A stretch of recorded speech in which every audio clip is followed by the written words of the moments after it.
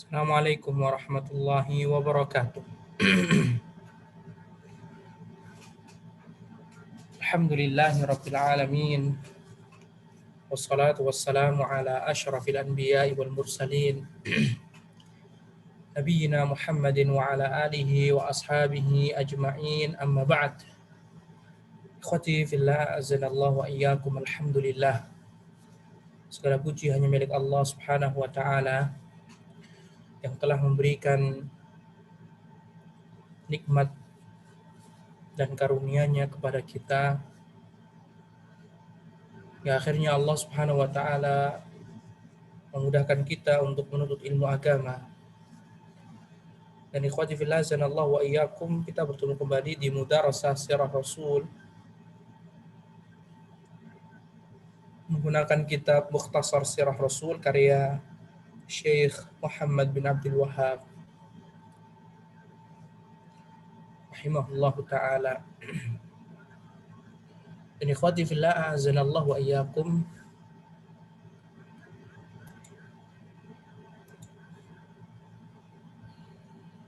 pada pertemuan sebelumnya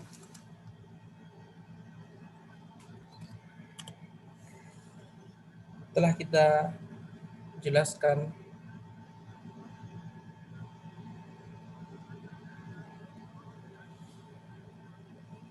bagaimana Allah Subhanahu wa taala memberikan keringanan kepada kaum muslimin.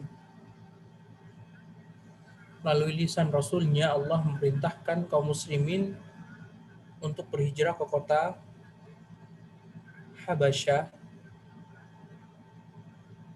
Hijrah pertama dilakukan pada tahun ke-5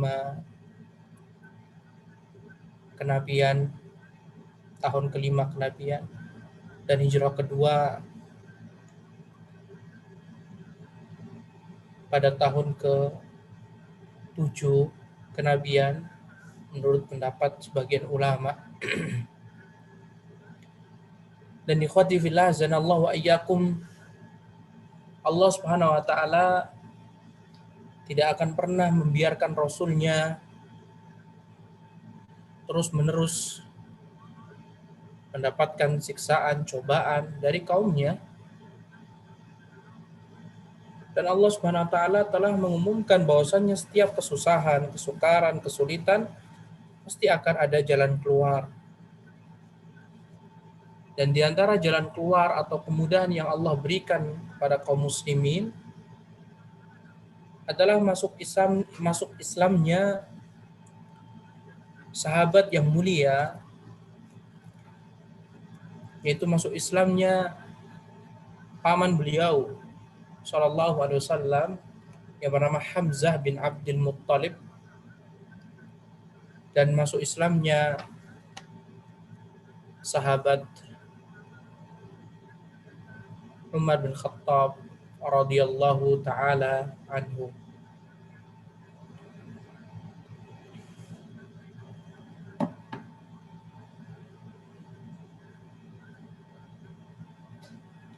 Ikhwati fillah, azanallahu wa iyyakum, berkaitan tentang masuk Islamnya Abdul Muttalib, Syekh rahimahullah mengatakan pada tahun ke-6 kenabian, sebelum pemboikotan dan sebelum hijrahnya kaum muslimin ke negeri Habasyah untuk kedua kalinya.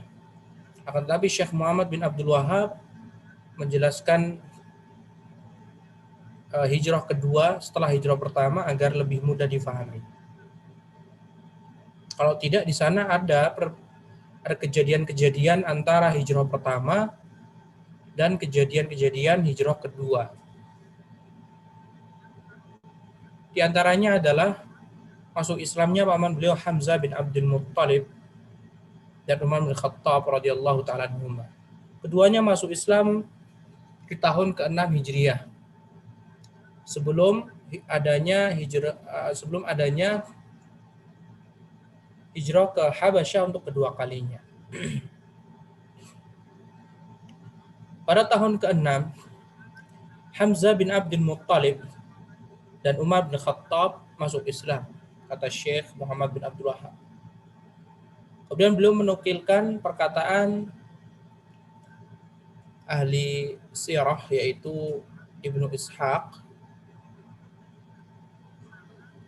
Suatu ketika, kata Ibnu Ishaq, Abu Jahal berlalu di hadapan Rasulullah Sallallahu Alaihi Wasallam.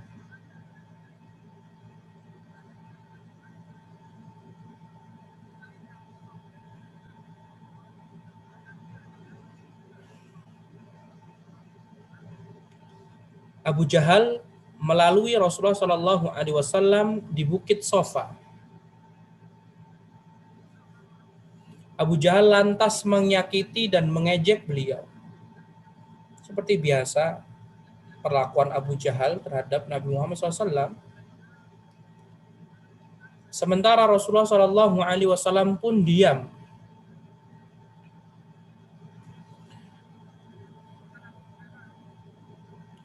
Lalu Rasulullah Sallallahu Alaihi Wasallam berdiri dan masuk ke dalam Masjidil Haram, area Ka'bah.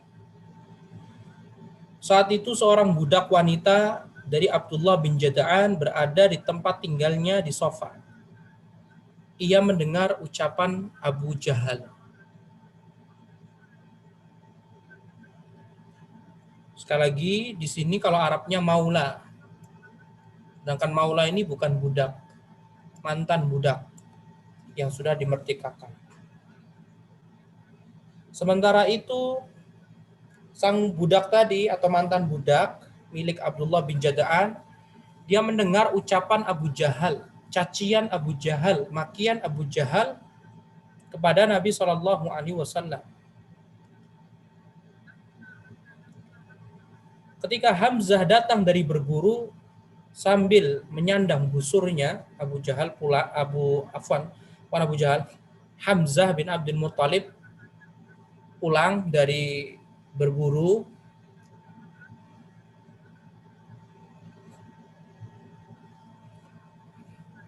Dan saat itu Hamzah dijuluki A'azzul Quraisyin, semulia-mulia orang Arab atau Quraisy. Berlalulah Hamzah di depan seorang wanita tadi, mantan budaknya Abdullah bin Jada'an.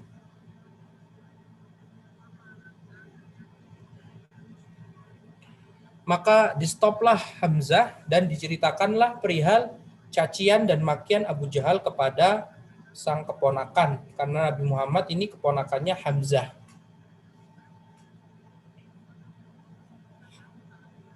Tidak hanya Hamzah ini menjadi tidak hanya menjadi pamannya Nabi SAW, tetapi Hamzah juga saudara sepersusuan Nabi Shallallahu Alaihi Wasallam.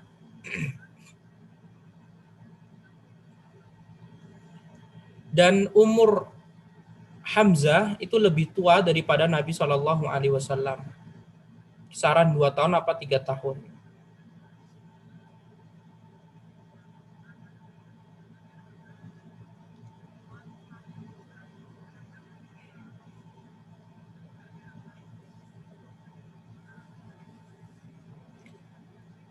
Kemudian diceritakanlah kepada Hamzah. Jadi dilaporkan, si wanita tadi melaporkan perbuatan yang telah dilakukan Abu Jahal terhadap Nabi Shallallahu Alaihi Wasallam. Dilaporkan.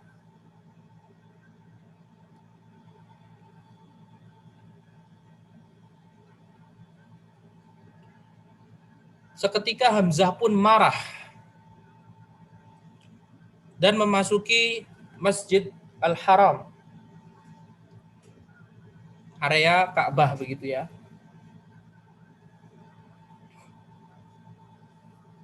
Saat itu Abu Jahal sedang duduk di tengah-tengah kaumnya. Hamzah pun berkata kepadanya, "Hei,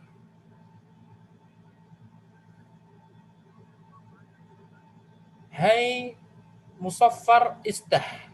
Kalau dalam di sini, "Hei si pantat pucat." Pokoknya mengejek Abu Jahal. "Berani-beraninya engkau memaki putra sahabatku, putra saudaraku. yaitu siapa? Abdullah. Sebenarnya umurnya sama. Umur Hamzah dengan Nabi itu cuma terpaut 2 tahun apa 3 tahun lebih tua begitu. Dan Abu Jahal ini setara juga umurnya dengan Hamzah. Bisa-bisanya kamu memaki keponakanku. Sedangkan aku di sini menjadi pengikut agamanya. Jadi ikhwah, Hamzah ini waktu itu dia belum masuk Islam. Sama seperti Abbas belum masuk Islam. Abu Thalib masih hidup. Yang paling tua itu Abu Thalib. Adapun umur Hamzah dan Abbas itu hampir mirip dengan Nabi. Kalau ini di tahun ke-6 Hijriah dan umur Nabi SAW 46 tahun, setidaknya umur Hamzah kalau enggak 48, 49 atau 50-an. Dan waktu itu Hamzah belum masuk Islam, tapi dia sudah terlontar di mulutnya, wa ana ala dinih, aku ini sudah masuk Islam begitu. Padahal dia belum mengucapkan syahadat kepada Nabi.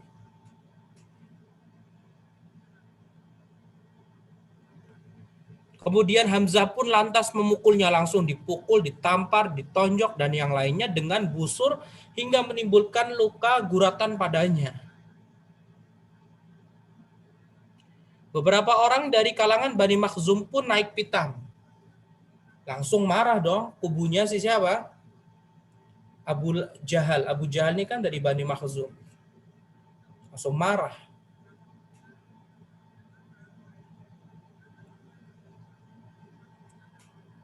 Sebaliknya pula, beberapa orang dari kalangan Bani Hashim juga marah. Karena apa?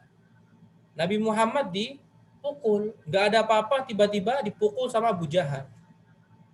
Maka Abu Jahal pun tidak mau pertumpahan darah cuma gara-gara masalah sepele, ibarat kata seperti itu. Akhirnya Abu Jahal mengatakan kepada suku kaum Bani Makhzum, biarkanlah Abu Imarah, karena aku tadi memang memaki putra saudaranya dengan makian yang sangat buruk. Udah nggak apa-apa gitu. Ngalah.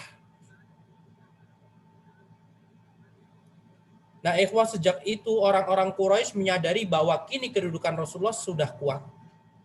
Karena masuk Islamnya siapa? Hamzah. Nah, mereka pun menahan diri darinya setelah sebelumnya suka makinya.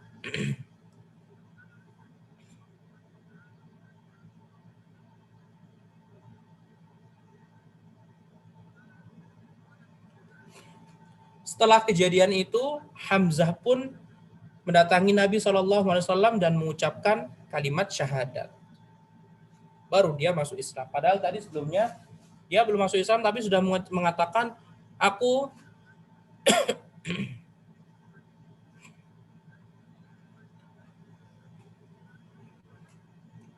berada di agama Muhammad SAW gitu.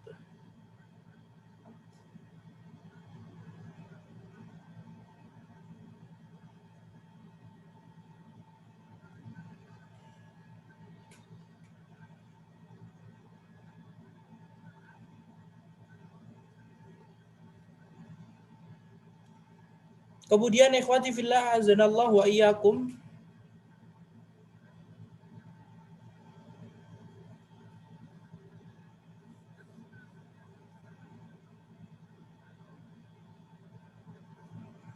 yang kedua,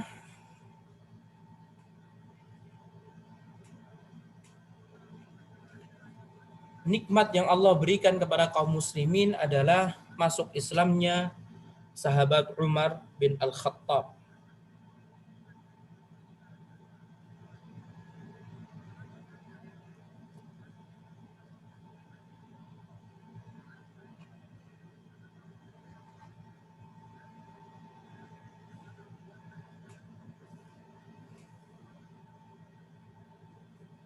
Yang lebih muda daripada Nabi SAW.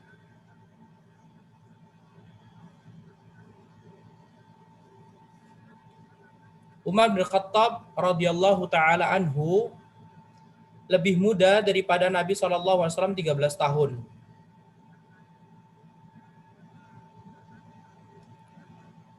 Abu Bakar 2 tahun lebih muda. Kalau ini kan tahun ke-6 Hijriah ya ikhwah. Ini kan tahun ke-6 Hijriah.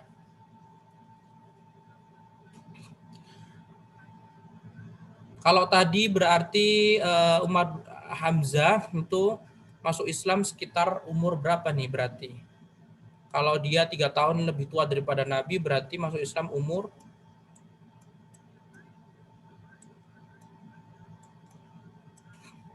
kalau Nabi 46, 7, 8, 9, 49 begitulah.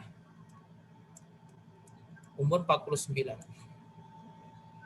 Kemudian kalau Umar bin Khattab 13 tahun lebih muda daripada Nabi SAW. Kalau Nabi kala itu umur 46 tahun, dikurangi 13 berarti Umar bin Khattab masuk Islam umur 33. Lihat Umar bin Khattab umur 33 baru masuk Islam, kemudian beliau nanti jadi ulama juga ya. Menunjukkan ketika antum apa?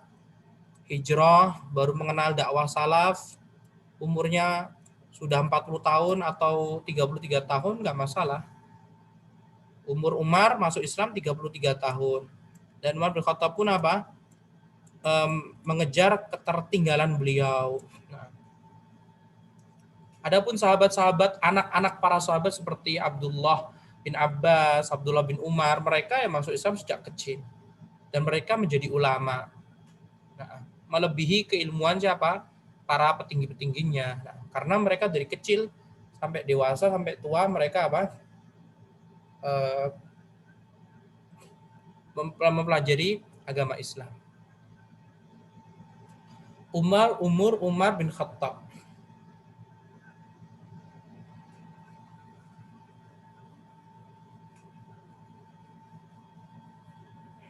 Nah, dan ikhwati fillah zanallahu wa iyyakum disebutkan di situ, diriwayatkan dari Ibnu Umar bahwa Rasulullah Shallallahu alaihi wasallam pernah berdoa, "Ya Allah, a'izzal Islam bi ahabbir rajulaini ilaik, imma Umar bin Khattab atau Abi Jahal ibnu Hisham." Fakana ahabbahuma ila Allah Umar bin Khattab radhiyallahu taala anhu.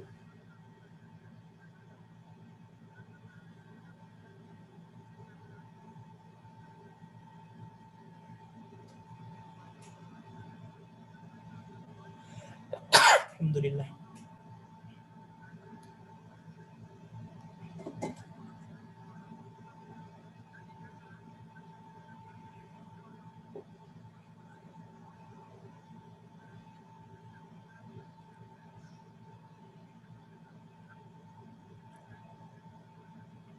Dan ikhwati fillah azanallahu wa iyyakum,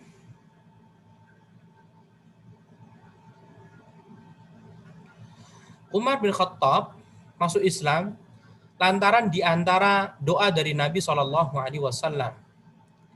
Rasulullah Shallallahu alaihi wasallam berdoa sebagaimana yang diriwayatkan di dalam hadis yang diriwayatkan oleh Imam Ahmad dari sahabat Ibnu Umar.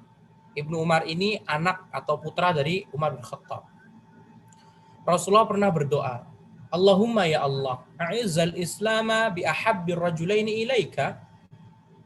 Muliakanlah agama Islam ini ya Allah dengan masuk Islamnya 2 orang laki-laki yang paling dicintai. Rasulullah memberikan 2 pilihan. Yang pertama, masuk Islamkanlah atau jadikan Islam yang pertama Umar bin Khattab ya Allah,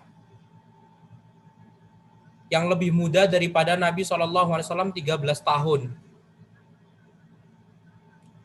Atau Abu Jahal, nama aslinya Amr bin Hisham, yang lebih tua daripada Nabi 1 tahun. Jadi Abu Jahal ini lebih tua 1 tahun. Jadi Rasulullah, jadi antum kalau mau ngafal itu dari mulai Nabi SAW. 3 tahun sebelum Rasulullah lahir, lahirnya Hamzah. 2 tahun sebelum Rasulullah lahir, lahirnya Abbas. 1 tahun sebelum Rasulullah lahir, lahirlah siapa? Abu Jahal, tokoh yang sangat terkenal. Jadi dia sepantaran dengan Nabi, umurnya ya 1 tahun, selisih 1 tahun.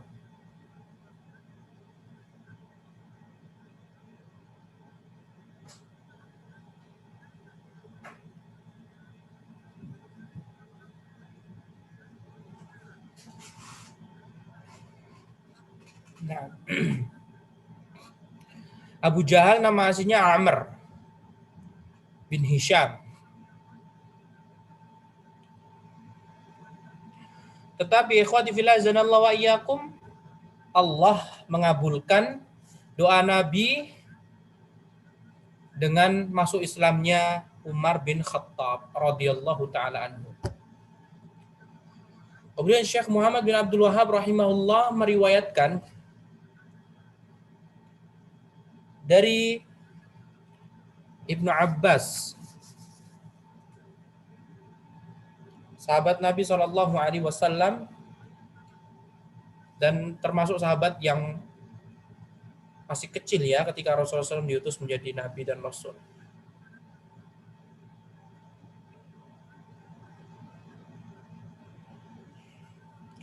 Ibnu Abbas radhiyallahu taala anhuma bahwa ia pernah bertanya kepada Umar,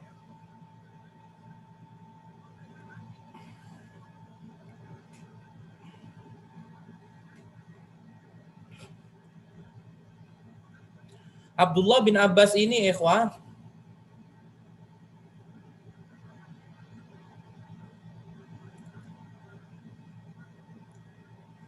beliau ini dilahirkan 3 tahun sebelum hijrahnya Nabi SAW ke kota Madinah. Jadi ketika Rasulullah meninggal dunia, Abdullah bin Abbas masih berumur 13 tahun. Abdullah bin Abbas lebih muda daripada Abdullah bin Umar. Dan Umar bin Khattab pernah ditanya oleh Abdullah bin Abbas, mengapa engkau mendapatkan julukan Al-Faruq? Gimana sih kok bisa Anda mendapat julukan Al-Faruq? Masuk Islam di umur ke-33 tahun.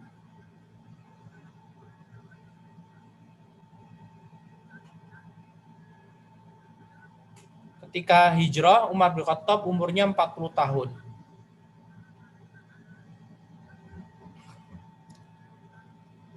Ditanya. Lantas Umar bin Khattab radhiyallahu taala anhu pun menjawab,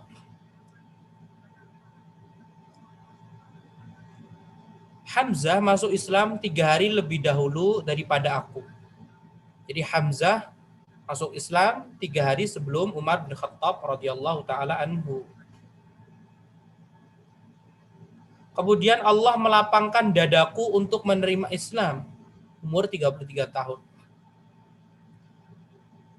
Ayat Al-Quran yang pertama kali aku dengar dan bersemayam di dalam hatiku adalah dalam surat Thaha ayat ke-8.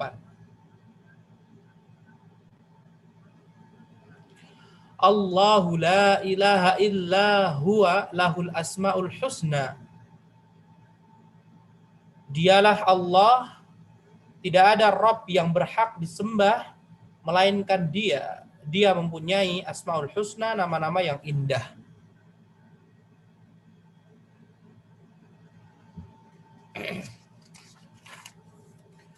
Maka di bumi ini tidak ada jiwa yang lebih aku cintai daripada jiwa Rasulullah Shallallahu Alaihi Wasallam, kata Umar ya. Aku pun bertanya tentang beliau, maka aku diberitahu bahwa beliau berada di rumah Al-Arqam. Jadi nanya, di mana Muhammad? Aku mau masuk Islam. Tapi dia nggak ngasih tahu kalau dia mau masuk Islam. Kemudian dikasih tahu Nabi Muhammad sedang di Arqam, rumahnya Arqam bin Abil Arqam, daerah dekat dengan Bukit Sofa.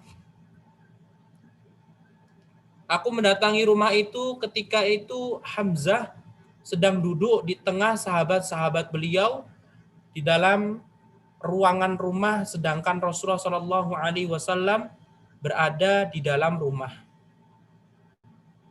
Umar mendatangi rumah Al-Arqam bin Abil Arqam. Ketika itu Hamzah yang 3 hari sebelumnya sudah masuk Islam di tahun ke-6 sedang duduk di tengah sahabat-sahabat beliau di dalam ruangan rumah, sedangkan Rasulullah berada di dalam rumah. Aku pun mengetuk pintu, orang-orang akhirnya berkumpul. Para sahabat yang ada di dalam rumah langsung berkumpul. Hamzah bertanya kepada mereka, kenapa kalian? Maka para sahabat pun menjawab, ada Umar, wahai Abu Amir, Abu Imarah. Ada Umar nih membawa pedang.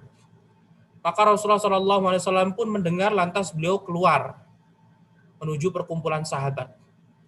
Lantas mencengkeram kerah bajuku.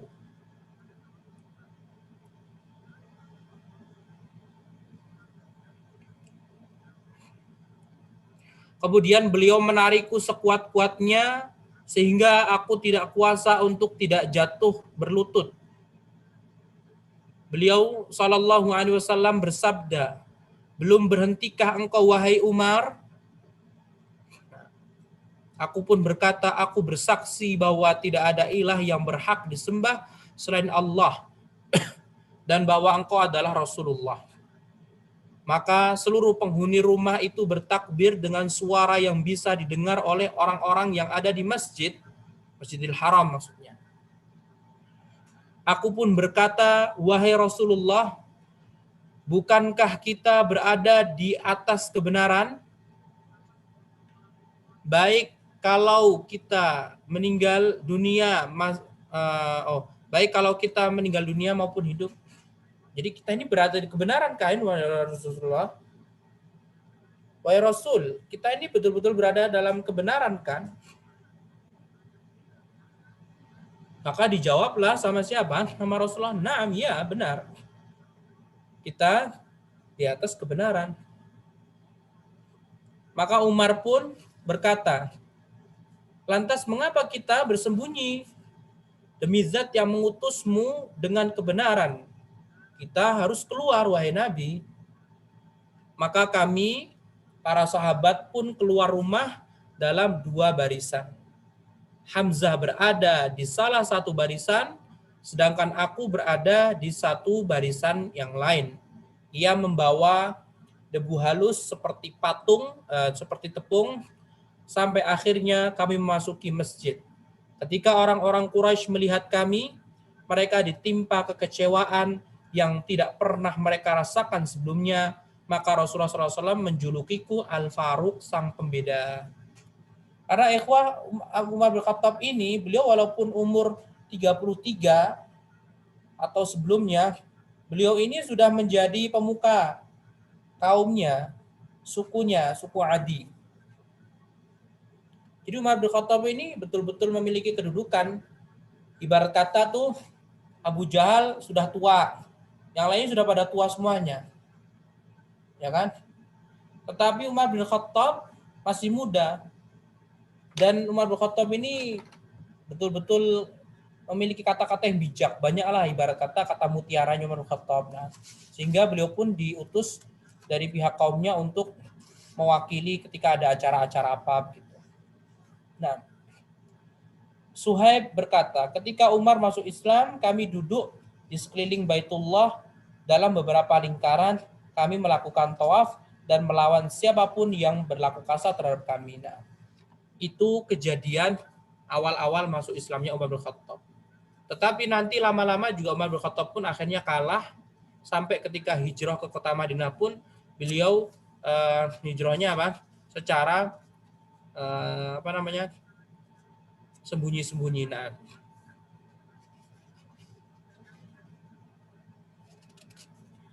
kemudian perlindungan Abu Thalib kepada Rasulullah SAW.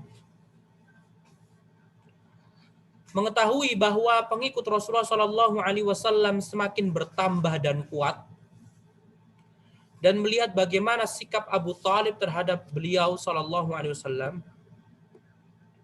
maka orang-orang Quraisy mendatangi Abu Thalib dengan membawa Imarah bin Walid. Masih ingat tadi Imarah bin Walid? Imarah bin Walid, dia nanti yang diutus ke siapa? Orang Quraisy bersama Amr bin Al-As. Yang tadi loh kisahnya, ikhwan. Kisahnya ketika Najasyi itu loh, kan Imarah bin Al-Walid.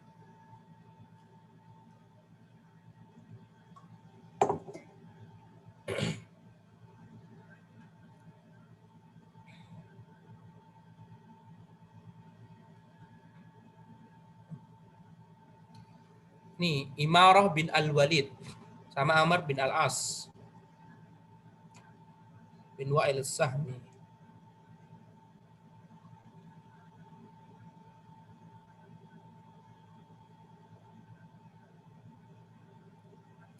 Jadi orang Quraisy membawa siapa? Imarah bin Al-Walid. Lantas orang Quraisy pun berkata kepada siapa? Kepada Abu Talib. Wahai Abu Talib. Nama asli Abu Talib siapa? Abdu Manaf.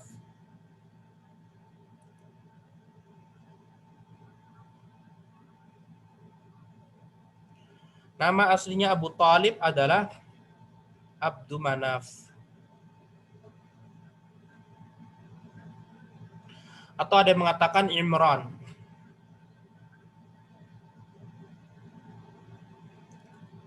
Istrinya namanya Fatimah bin Asad bin Hashim. Seperti kakek, ya, seperti neneknya Nabi SAW. Wahai Abu Talib, ini pemuda Quraisy yang paling gagah dan tampan. Ambillah pemuda ini sebagai anakmu. Maksudnya keponakanmu gitu. Serahkan kepada kami pemuda yang telah meninggalkan agamamu, maksudnya Nabi Muhammad. Dan agama nenek moyangmu, agar kami bunuh. Jadi persoalannya hanya penukaran seorang pria dengan seorang pria saja. Atas kira-kira apa ikhwah yang dilakukan paman kandung Nabi? Ini Abu Thalib ini kakaknya Abdullah loh. Ini Abdul Muthalib sudah meninggal. Maka Abu Thalib ini lebih tua ya, pun menjawab, sungguh buruk tawaran kalian wahai orang-orang Quraisy kepadaku. Kalian serahkan kepadaku putra kalian untuk kupelihara dan aku didik dan aku beri makan. Lantas kalian memintaku menyerahkan putraku untuk kalian bunuh. Kok bisa seperti itu? Kalau tidak dibunuh mah masih mending ya kan? Tapi ini dibunuh.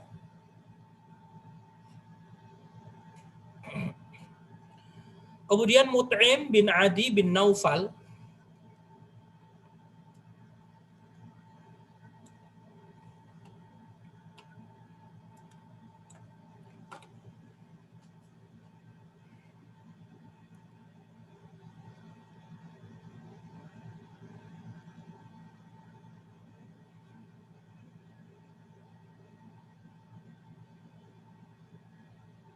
Mut'im bin Adi bin Naufal mengatakan kepada Abu Thalib. Ini Mut'im bin Adi ini nanti dia yang memberikan jaminan Nabi SAW setelah diusir dari Taif. Rasulullah SAW mendapatkan jaminan dari Mut'im bin Adi. Baru habis itu masuk ke Mekah. Mut'im bin Adi bin Naufal pun ini ayah dari sahabat Jubair bin Mut'im. Atau pernah mendengarkan? Ya, ada seorang sahabat. Kalau antum baca hadis, sering baca hadis, nanti ada sahabat yang meriwayatkan hadis Nabi SAW bernama Jubair bin Mut'im.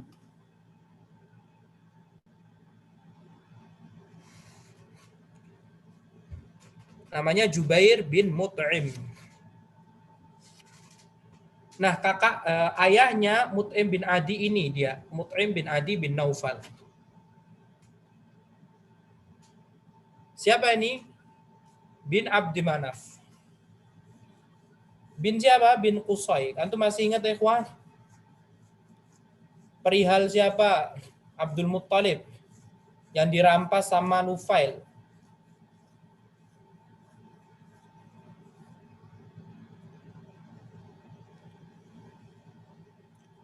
Jadi Nabi Muhammad itu setara umurnya ya sepantaran dengan Jubair.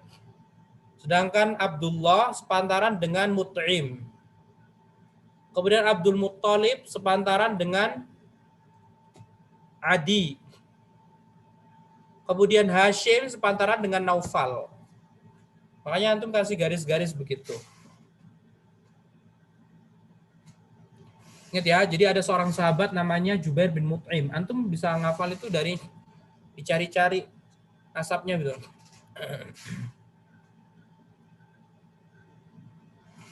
Jubair bin Mut'im bin Adi bin Naufal bin Abdu Manah bin Qusay bin Kilab. Berarti ada hubungan kerabatan dengan Nabi SAW ya. Karena Naufal ini bukan Nufel ya, Naufal. Karena Naufal ini adalah adiknya Hashim.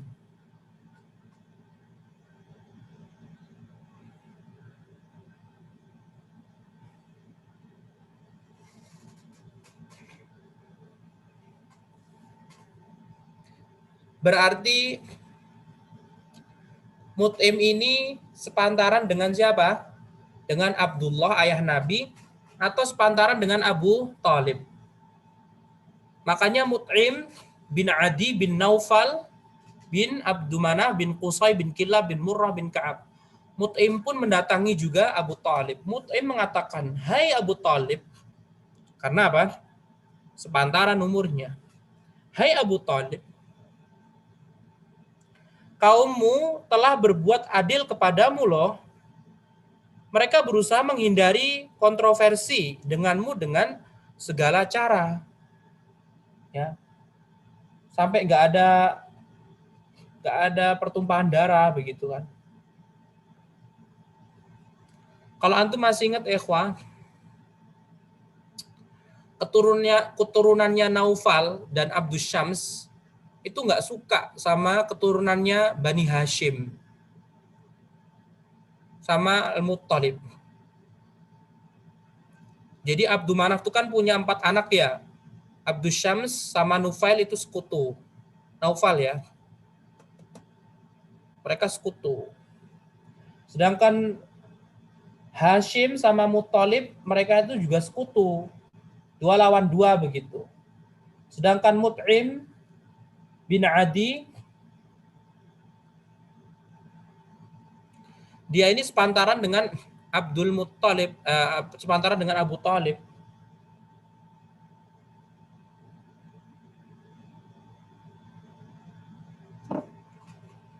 Akhirnya Mut'im pun ngojok-ngojoki gitu bahasa Jawanya. Hei Abu Talib, kaummu itu telah berbuat baik kepadamu. Mereka berusaha menghindari kontroversi denganmu loh. Dengan segala cara. Abu Talib menjawab, demi Allah, sama sekali bukan perlakuan adil ini. Namun sebenarnya engkau telah berkomplot dengan untuk mengkhianatiku. Karena Abu Talib itu karena Mut'im bin Adi itu seharusnya itu pro dengan Abu Talib. Karena sama-sama keturunan Abdul Manaf. Lah kok malah ngikutin orang Quraisy, Bani Makhzum dan yang lainnya. Kalau begitu lakukan saja apa maumu. Sana, ngapain pakai acara ngasih solusi kepadaku. Maka pemuka Quraisy pun berkata kepada Abu Talib, alternatifnya hanya engkau biarkan kami berurusan sendiri dengannya. Karena engkau sepaham dengan kami, bukan? Kan kita sama-sama menyembah patung, hai Abu Talib. Atau kumpulkan pasukan untuk memerangi kami. Ya udah kalau kamu nggak mau nyerahkan Muhammad, udah kamu perang aja yuk. Gitu kan. Kamu kumpulkan Bani Hashim sama Bani Muttalib. Kami, Bani Abdus Syams dan Bani Naufal bersama orang-orang Quraisy lainnya akan memerangi kamu. Gimana, mau nggak? Kami tidak akan membiarkan keponakanmu itu terus-terus menerus seperti ini. Menghina kami, mengatakan kami bodoh, mengatakan sesembahan kami tuli. Lihat ya, padahal mereka itu memang benar-benar bodoh kan. Sesembahan nggak bisa ngomong, nggak bisa ngapain kok disembah. Nah, sampai kami berhasil membinasakan Muhammad atau ia menghentikan ulahnya terhadap kami. Dakwah ikhwah. Kami sudah berupaya menghindari kontroversi denganmu loh. Dengan segala cara yang kami kira bisa menghindarkannya. Kami sudah tukarkan Imarah bin Walid. Kok kamu juga nggak mau? Gimana sih?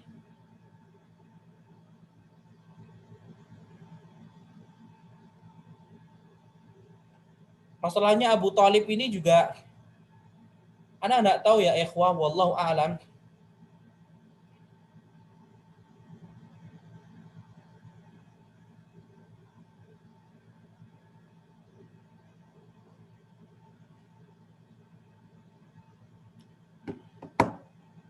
Anda tidak mengetahui, wallahu alam, kenapa Abu Thalib masih kekeh gak mau masuk Islam. Apakah mungkin Abu Thalib itu berpikir, kalau misalkan aku masuk Islam, maka orang Quraisy akan lebih bisa menghancurkan Nabi Muhammad. Makanya dia masih tetap berada dalam agama nenek moyang. Wallahu alam, karena kan kita kan nggak tahu.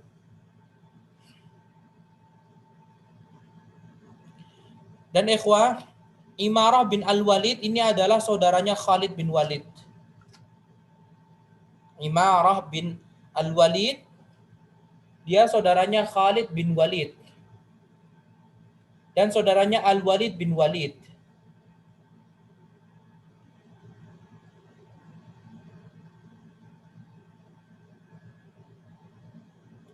Para ulama berselisih pendapat tentang keislaman Imarah bin Al-Walid. Ibnu Hajar rahimahullah berpendapat bahwasannya, menurut pendapat yang sahih, bahwasannya Imarah bin Al-Walid, ibarat kata kakaknya Khalid bin Walid ini, atau adiknya, dia meninggal dalam keadaan kufur, tidak masuk Islam.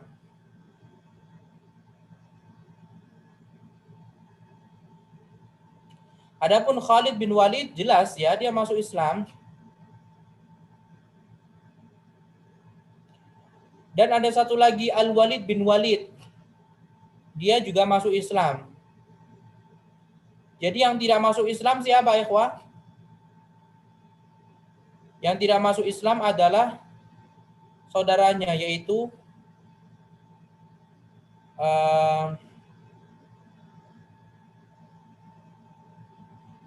Imarah bin Al-Walid.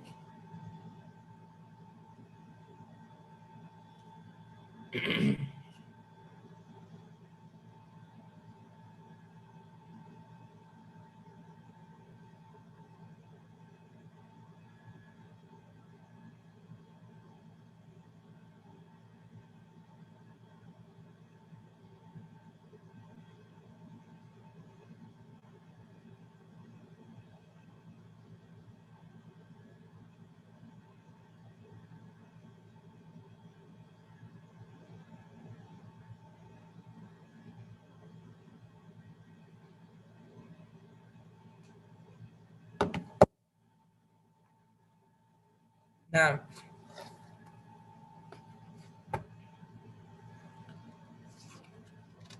kemudian ikhwati fillah azanallahu wa iyyakum, disebutkan Abu Thalib mengirim utusan kepada Rasulullah SAW yang menyampaikan pesan, wahai keponakanku, kaummu baru saja datang kepadaku mengatakan begini dan begini. Maka jagalah dirimu dan dirimu sendiri. Maka jagalah diriku dan dirimu sendiri.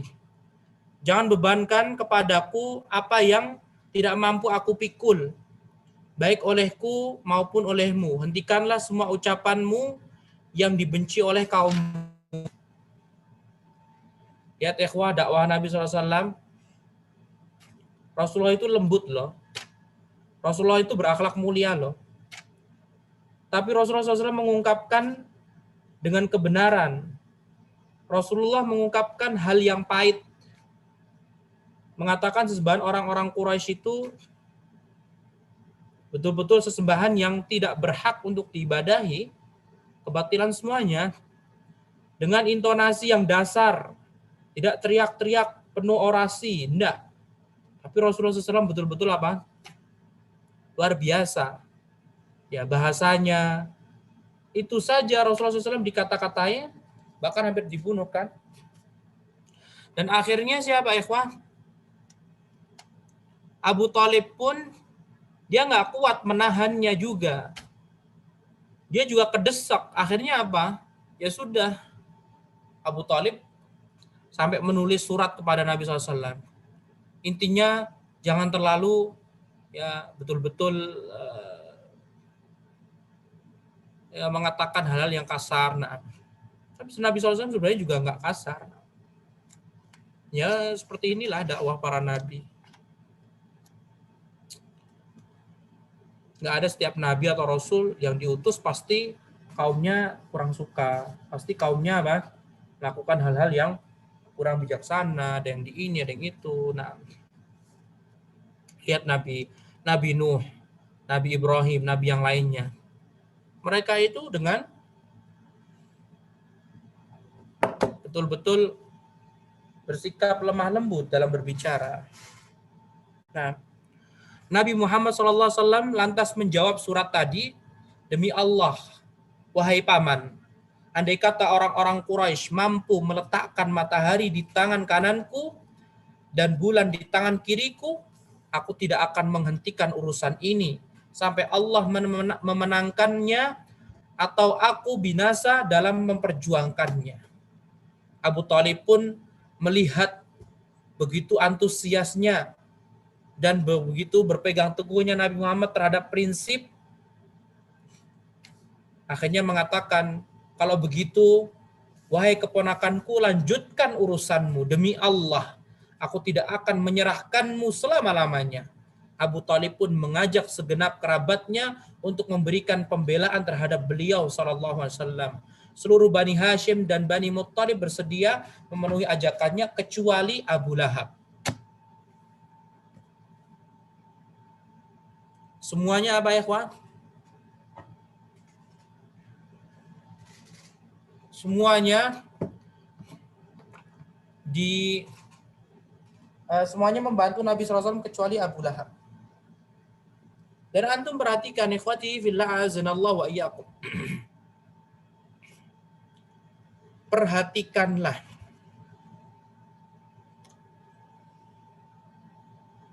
keyakinan kuat Nabi SAW dan betapa gagalnya orang-orang Quraisy tadi.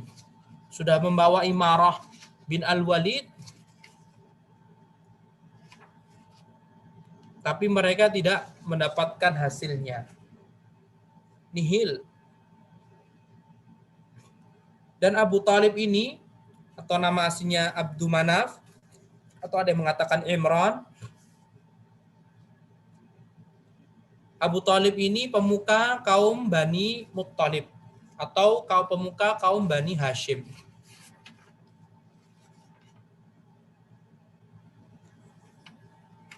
Dan Abu Thalib ini ketika mengetahui bahwasanya Nabi Muhammad SAW betul-betul berpegang terhadap prinsipnya, ya sudah, akhirnya mengatakan, sudah silahkan, lanjutkan wahai Nabi, lanjutkan wahai keponakanku.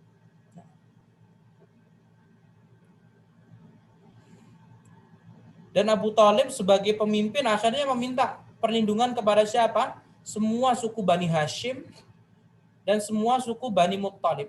Ingat tadi, Abdul Manaf punya 4 anak. 1, Abdul Syams. 2, Naufal. 3, Hashim. 4, Muttalib. Karena nyebutin tidak urut. Abdul Syams dan Naufal bersekutu. Akhirnya tersisa Hashim dan Bani Muttalib. Setelah itu barulah terjadi apa? Pemboikotan, embargo. Rasulullah SAW dan kaum muslimin yang masuk Islam, atau Rasulullah bersama keluarga dari pihak Bani Hashim dan Bani Muttalib, mereka semuanya terpaksa harus mengungsi di sebuah lembah, sebuah tanah gersang miliknya siapa? Miliknya Abu Thalib. Dan mereka bertahan di sana 3 tahun lamanya. Demi membela siapa? Nabi Muhammad SAW. Agar Nabi Muhammad tidak dibunuh. Agar Nabi Muhammad tidak diapa-apain. Nah, Dan untuk berkaitan tentang pemboikotan Nabi Muhammad SAW, insya Allah kita akan bahas pada pertemuan yang akan datang. Dan pemboikotan ini betul-betul pemboikotan yang kejam, zalim, ya. Karena sebenarnya orang-orang Quraisy itu sebelum datangnya Nabi SAW, mereka itu betul-betul apa? Terhadap kaum kerabat itu begitu luar biasa antusiasnya, fanatiknya, apalagi sama Quraisy. Nah, tapi mau bagaimana lagi, ketetapan Allah Subhanahu wa taala harus terjadi. Nah, ikhwati fillah azanallahu wa iyyakum, ibrah yang sangat banyak sekali yang dapat kita ambil. Di antara yang terbesar adalah kita ini harus terus-menerus berdakwah. Kita harus terus-menerus berdakwah. Antum perhatikan Rasulullah SAW mendapatkan ujian yang begitu luar biasa. Sampai saat ibarat kata tuh satu orang, ibarat kata semua masyarakat sekota Mekah itu mendatangi Abu Thalib dan meminta Nabi Muhammad untuk berhenti.